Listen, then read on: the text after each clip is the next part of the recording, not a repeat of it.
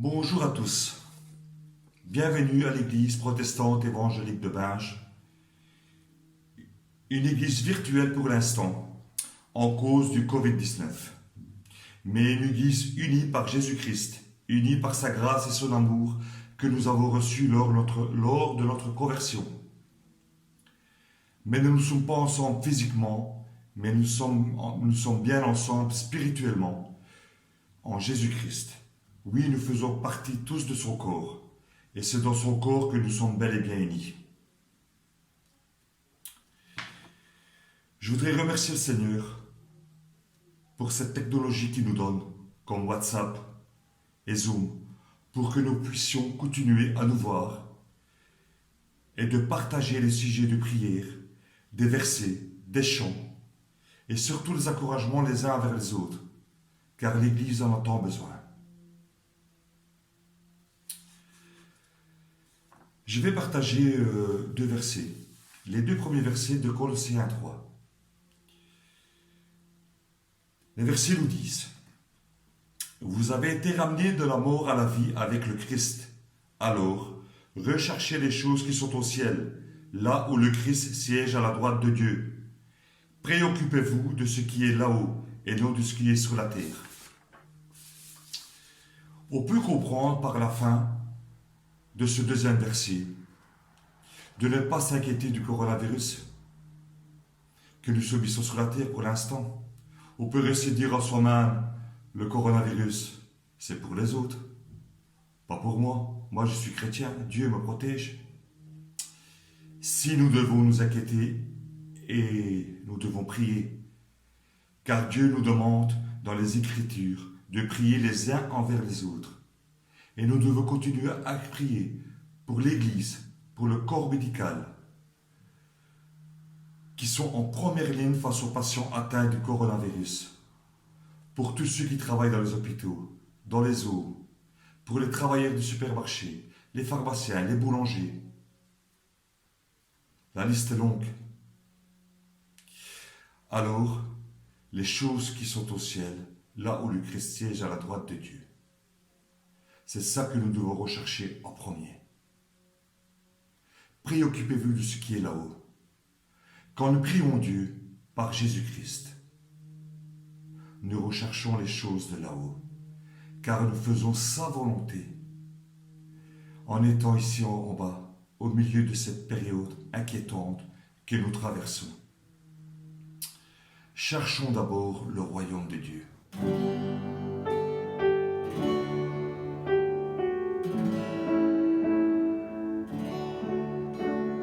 Cherchez d'abord le royaume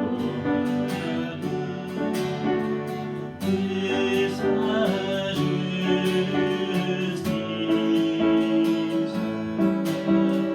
et toutes ces choses vous seront données en plus.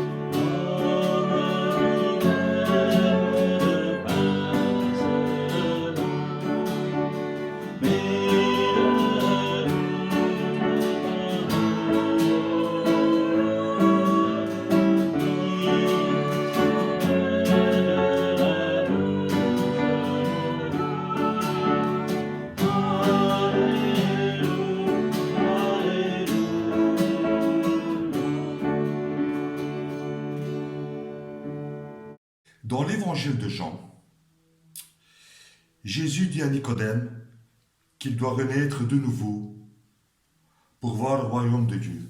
Nous sommes nés de nouveau. Nous avons accepté le salut que Dieu nous offre par son Fils Jésus. Nous sommes une nouvelle naissance. Et notre vie cachée avec le Christ en Dieu. Oui, nous sommes sauvés, mais il faut le reconnaître. Il nous reste dans nos traits de caractère des traces et des comportements de notre ancienne vie. L'inconduite, l'impureté, les passions incontrôlées, les désirs mauvais et la soif de posséder. Mais pour ressembler de plus en plus à notre Sauveur, nous devons nous débarrasser de tout cela et de contrôler nos colères, irritations, méchanceté, insultes ou propos grossiers qui pourraient sortir de notre bouche. Laissons-nous façonner, transformer et changer notre cœur par Dieu. Change mon cœur, Seigneur, que je sois comme toi. Amen.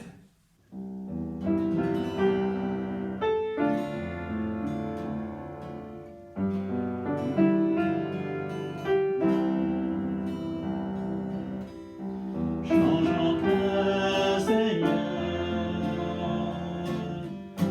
et purifie-moi. Change mon cœur, Seigneur, et que soit comme toi. Jésus, tu es le portier, je suis la ville. Brise-moi, façonne-moi, oui, c'est mon désir. Change mon cœur, Seigneur, purifie-moi. Change mon cœur, Seigneur, que je sois comme toi. Jésus, tu es le portier, je suis la ville. Brise-moi, façonne-moi, oui, c'est mon désir. Change mon cœur, Seigneur, et purifie-moi. Change mon cœur, Seigneur, que je sois comme toi.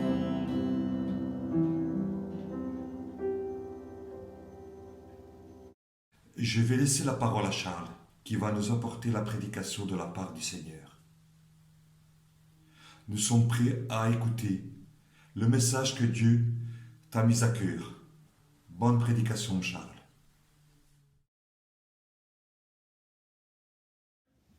Merci Mario, c'est chouette, merci. Nous voilà de nouveau rassemblés, entre guillemets, pour vivre l'Église. Et c'est justement ce que nous allons voir maintenant, le sujet de l'Église. C'est un drôle de moment pour y réfléchir, puisque nous ne pouvons pas nous réunir. Mais justement, le recul aide à réfléchir. Quand on fait l'Église autrement, cela nous aide à nous concentrer sur le vrai sens de l'idée de Dieu pour son Église. Après 2 semaines de prédication sur les sujets de ce que nous vivons, et puis la Pâque, j'aimerais bien revenir à notre série de prédications en Colossiens.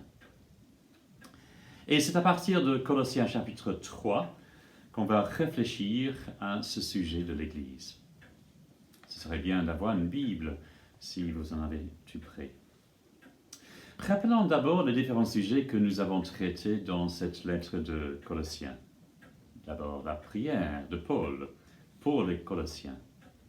Et puis, Jésus-Christ et son identité. Il est Dieu Tout-Puissant, au-dessous de tout. La transformation de l'Évangile.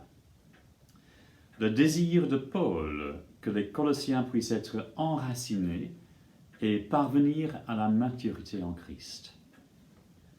Et puis, c'est ce que Christ a fait sur la croix et comment il nous a sauvés. Et puis, la dernière fois, au début du chapitre 3, nous avons vu que le chrétien est mort en Christ, ressuscité avec Christ et caché en Christ jusqu'à ce qu'il soit de retour en gloire. Alors, il faut que notre comportement soit conforme à notre nouvelle identité. Il faut se débarrasser de l'ancienne vie, qui est morte d'ailleurs, et se revêtir d'une nouvelle vie. Paul utilise l'image d'un vieux vêtement qu'on retire, et puis d'un nouveau vêtement qu'on va filer. Parmi les comportements de l'ancien vêtement, on a verset 5, donc chapitre 3 et verset 5. Faites donc mourir tous ceux qui, dans votre vie, appartiennent à la terre, c'est-à-dire l'inconduite, l'impureté, les passions incontrôlées, les désirs mauvais et la soif de posséder, ce qui est une idolâtrie. Et puis le verset 8. Mais à présent, débarrassez-vous de tout cela, colère, irritation, méchanceté, insultes ou propos grossiers qui sortiraient de votre bouche. Et la liste continue, verset 9. Mais aussi des caractéristiques du nouveau vêtement, un filet. Notons les attributs de notre nouveau vêtement pendant la lecture de la parole. Et cette fois-ci, c'est le tour de Junior de nous faire la lecture. Alors, à toi, Junior.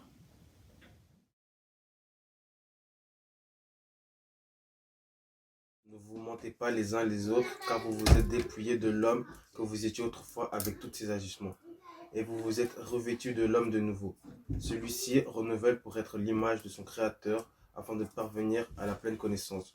Pour ce qui le concerne, il n'y a plus de différence entre juifs et non-juifs, entre circoncis et incirconcis, étrangers, barbares, esclaves, hommes libres. Il n'y a plus que le Christ, lui qui est tout et en tous. Ainsi, puisque Dieu vous a choisi pour faire partie du peuple saint et qu'il vous aime, revêtez-vous d'ardente bonté, de bienveillance, d'humilité, de douceur, de patience. Supportez-vous les uns les autres, et si l'un de vous a quelque chose à reprocher à un autre, pardonnez-vous mutuellement. Le Seigneur vous a pardonné, vous aussi, pardonnez-vous de la même manière. Et par-dessus tout cela, revêtez-vous de l'amour qui est le lien par excellence. Que la paix instaurée par Christ gouverne vos décisions, car c'est à cette paix que Dieu vous a appelé pour former un seul corps. Soyez reconnaissants que la parole de Christ réside au milieu de vous dans toute cette richesse. Qu'elle vous inspire pleine sagesse pour vous instruire et vous avertir les uns les autres, ou pour chanter à Dieu de tout votre cœur, des psaumes, des hymnes et des cantiques inspirés par l'Esprit, afin d'exprimer votre reconnaissance à Dieu. Dans tout ce que vous pourrez dire ou faire, agissez au nom du Seigneur Jésus en remerciant Dieu le Père par lui. Merci, Junior. Alors, si ce matin vous êtes un chrétien authentique, Jésus exige un changement radical. Le vieux vêtement est pour la poubelle. Vous êtes mort en Christ. Votre ancienne vie est morte. Il nous donne une nouvelle vie et demande qu'on enfile un nouveau vêtement avec un comportement radicalement différent. C'est comme une vieille voiture. On ne peut pas peindre sur la rue. Ça ne marche pas. Il faut recommencer, il faut changer les tôles entières. Alors, est-ce qu'on va étudier chacun la liste des attributs et identifier où se trouvent nos lacunes? On peut se donner des points, 5 sur 10 par exemple. On pourrait se donner un bulletin chacun sait soi. Charles peut faire mieux. Non, parce que la lettre n'est pas adressée à un individu. Elle est adressée aux églises. Verset 12. Ainsi, puisque Dieu vous a choisi pour faire partie du peuple saint, ou pour lui appartenir, et qu'il vous aime, revêtez-vous d'ardente bonté, de bienveillance, d'humilité, de douceur, de patience, supportez-vous les uns les autres, etc. Voyons, il ne s'agit pas d'un test de sainteté individuelle. Il s'agit du caractère de toute l'Église. Et c'est vraiment important que nous puissions comprendre que c'est toute l'Église. Alors, considérons l'Église. Y a-t-il de l'amour parmi nous? Entre nous, est-ce qu'on est humble, patient? Moi, je pense que oui. Y a-t-il une bienveillance l'un pour l'autre? Oui, on l'a vu à travers le groupe WhatsApp et aussi à travers les coups de téléphone.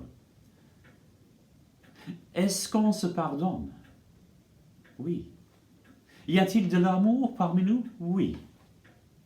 D'autant plus que nous sommes vraiment un groupe hétéroclite. L'Église est composée des gens ayant des arrière-plans très différents. Et on arrive à se supporter les uns les autres. Alors si on voit le verset 11, il dit « Il n'y a plus de différence entre juifs et non-juifs, entre circoncis et incirconcis, étrangers, barbares, esclaves, hommes libres. Il n'y a plus que le Christ, lui qui est tout et en tous. » Chez nous, nous pouvons dire qu'il n'y a plus d'Africains et Européens, il n'y a plus d'Italiens et ni Belges, il n'y a plus de Hutus ni Tutsis, il n'y a plus de jeunes ni de vieux, plus de nommés ni de sans-papiers. Et on arrive. Et c'est important de voir pourquoi nous sommes ensemble de l'Église et pourquoi Dieu nous a rassemblés dans l'Église. Voyons le verset 10. Verset 10. « Et vous, vous êtes revêtus de l'homme nouveau, celui-ci se renouvelle pour être l'image de son Créateur, afin de parvenir à la pleine connaissance. » Et verset 11. « Il n'y a plus que le Christ, lui qui est tout et en tous. » Dieu veut qu'il y ait de l'amour parmi son peuple, pour que son peuple puisse parvenir à la maturité. Ça, c'est sa vision pour son Église. Qu'il soit plein de connaissances, qu'il lui ressemble à son Fils. Finalement, que Christ soit tout et en tous. Verset 11. Nous sommes sauvés pour être rassemblés dans un peuple, l'Église, pour progresser ensemble vers la maturité en Christ, pour sa gloire à lui.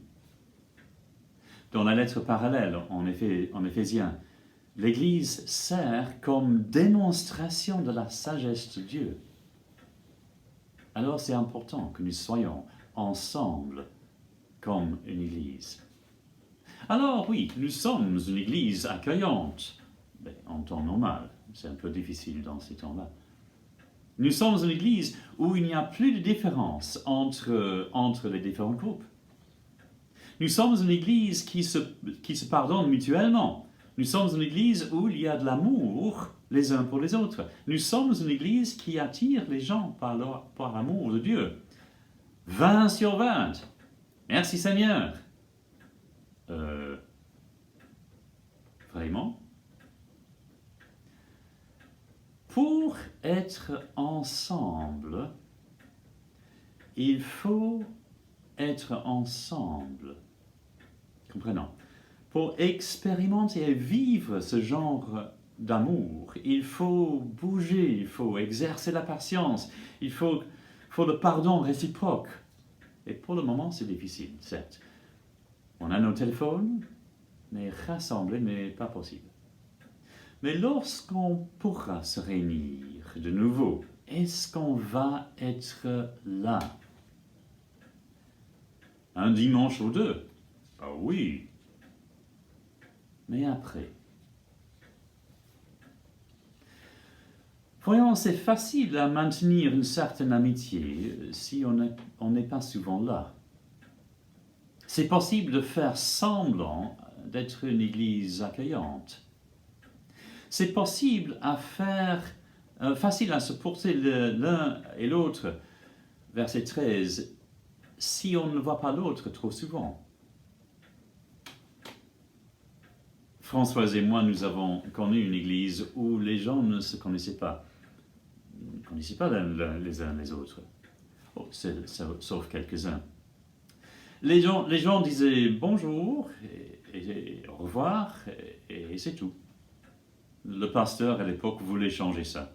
Et il a mis la table de café vraiment à la fin du culte. Il a mis presque pour bloquer la porte, afin que les gens devraient passer par la table et chercher un café. Mais ce n'est pas l'église, ça. Ils devraient esquiver la table pour sortir. Mais il n'y avait pas vraiment de fraternité. Ce n'est pas un peuple de Dieu qui se frottent l'un contre l'autre. Et c'est ça qui cause des problèmes. Mais ensemble, en train d'enfiler le nouveau vêtement, nous sommes une église authentique, où le pardon réciproque est pratiqué. Une église où personne n'est plus importante que personne. Un peuple saint, revêtu de l'amour, d'ardente bonté, de bienveillance, d'humilité, de douceur, de patience. Voilà une église enracinée en Christ, qui se renouvelle pour être l'image de son Créateur. Alors, enfilons le vêtement nouveau. Soyons l'église à laquelle nous sommes appelés. Dès maintenant et lors du déconfinement. Merci. Dieu nous a choisis, Dieu nous aime. Habillons-nous des fruits de l'Esprit que nous recevons par notre union à Jésus-Christ, d'ardente bonté, de bienveillance, d'humilité, de douceur et de patience. Et revêtons-nous aussi de l'amour qui est le lien par excellence et qui nous donne une union parfaite. Le Seigneur est notre source de vie, de paix, d'amour et d'espérance.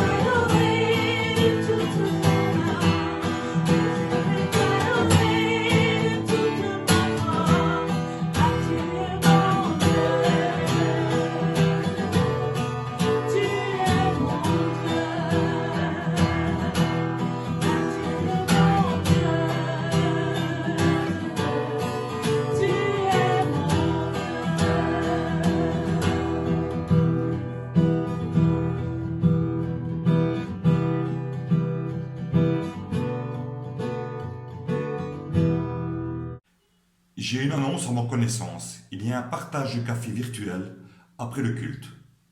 Évidemment, sans Laetitia qui porte les biscuits, sans Jocelyne qui porte le café. Mais pour ceux et celles qui veulent participer à ce partage, cela se fait via l'application Zoom. Continuons à prier pour toutes les personnes qui travaillent dans le milieu médical, comme Paul et David. Et prions aussi pour Jocelyne qui travaille dans l'alimentation. Elle a tant besoin de nos prières et de nos encouragements. Prions pour elle. Prions pour nos familles. Prions pour l'unité de l'Église et que la bonne nouvelle de Jésus-Christ soit annoncée aussi. Intercédons aussi pour notre gouvernement et pour tous les dirigeants du monde qui prennent de sages décisions par rapport à cette pandémie que le monde vit. Je vais terminer sur ce verset, le verset 15 de Colosséens 3. Que la paix du Christ règne dans vos cœurs. C'est en effet à cette paix que Dieu vous a appelés, en tant que membres d'un seul corps. Soyez reconnaissants. Amen. Beau dimanche, et que l'ennui ne vous envahisse pas pendant le confinement. À bientôt. Bisous à tous.